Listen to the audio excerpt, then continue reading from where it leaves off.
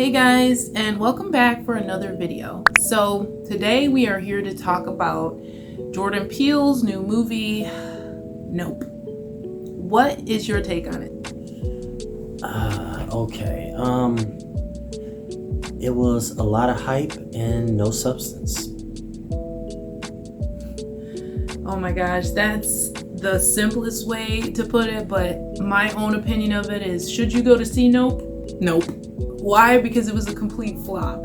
First of all, I fell asleep during it at least twice. I tried to wake up during the hot spots, the parts where the movie got extremely loud. That's one thing I will say about it. It had some extremely loud scenes and then other scenes where you could barely hear it. I don't know if that was on purpose or what, but let's just give a few spoilers. The general idea of the movie was they were under attack by some type of, they thought was a UFO alien, but it turned out to be like a living creature, and it was like vacuuming up people and da da da da. The whole premise was stupid. And it had a scene in there that, in all honesty, it really had nothing to do with the whole movie. They could have completely got rid of that scene, and the movie would have still been, well, it still would have been trash. But anyway. And it makes me wonder, like, maybe Jordan Peele, because he's such a genius, I've seen so many of his movies at this point that I'm like, okay, maybe he did this on purpose, because every like great director, producer, whatever, they have to have at least one flop.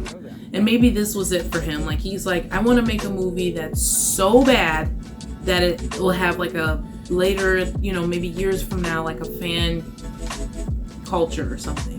In my opinion, he basically sold this movie pretty much to the public on his past successes, and it's like everybody was like, oh wow, his last two movies was good, this has got to be good. This was like kind of like Expendables, where they got all those old what is it, not superhero action stars, put them in a movie, and then it's like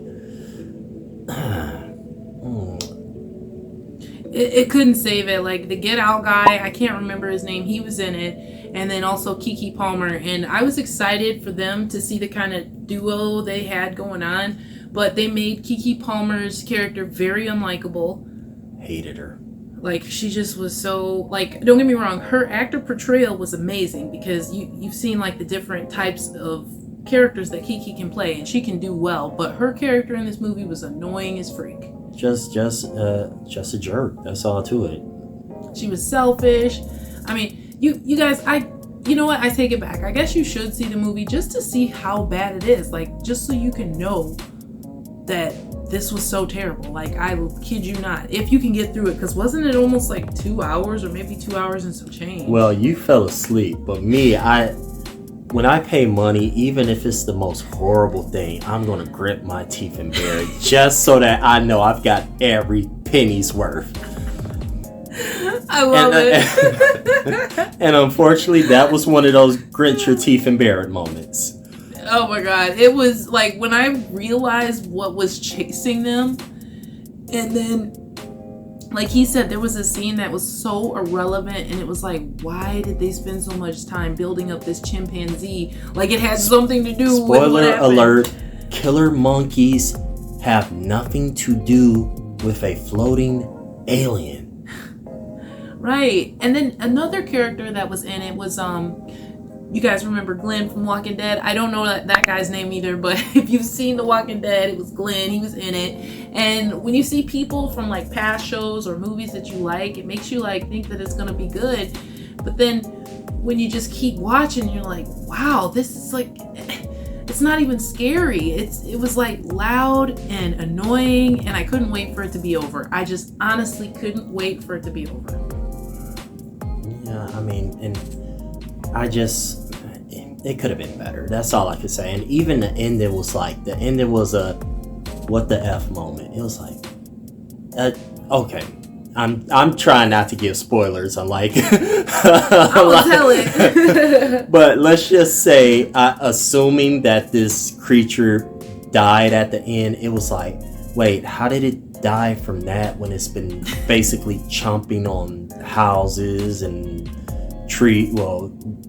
just It was eating anything in its path, but then ultimately it ate another balloon, which its body was like a balloon, but then when it ate another balloon, it exploded, and it just was like, what the? Now we went and saw it. We gritted our teeth. If you guys want to see it, so you can know what the freak we're talking about, I would recommend it just so that you can have something to talk about. I would recommend renting it when it comes out on streaming or something, because in all honesty, it was so bad I don't want it to break the box office because you actually paid money, unlike we did to go see it. I'm just saying, bad movies should not get good box office sales.